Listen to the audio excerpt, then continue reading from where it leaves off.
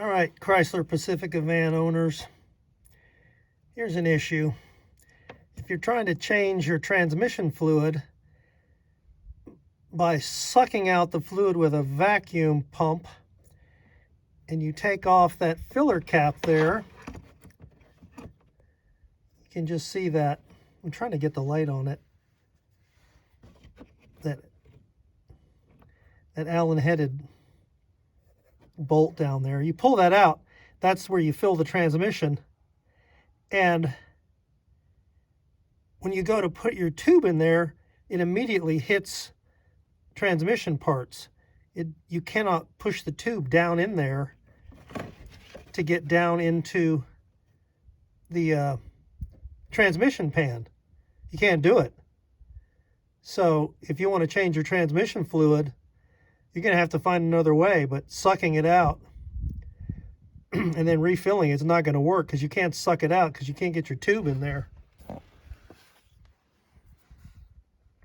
Now,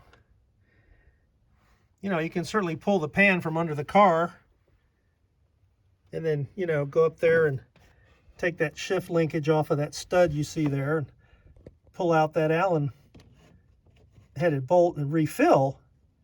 But you can't suck out from the top. You can't do it. I've just found out the hard way. It's easiest to work down in there if you take the battery out. And I found it easiest to get the battery out by taking this cross member off that goes from here, up to here. It's just 3 bolts to take that thing out. Makes it easy to get the battery out. Now, I already put the shift linkage back in place. And that Allen bolt's underneath of that shift linkage. When you pull that Allen bolt out and you want to go to put it back in, what you can do is put some grease on the end of your Allen wrench. I use some magic lube.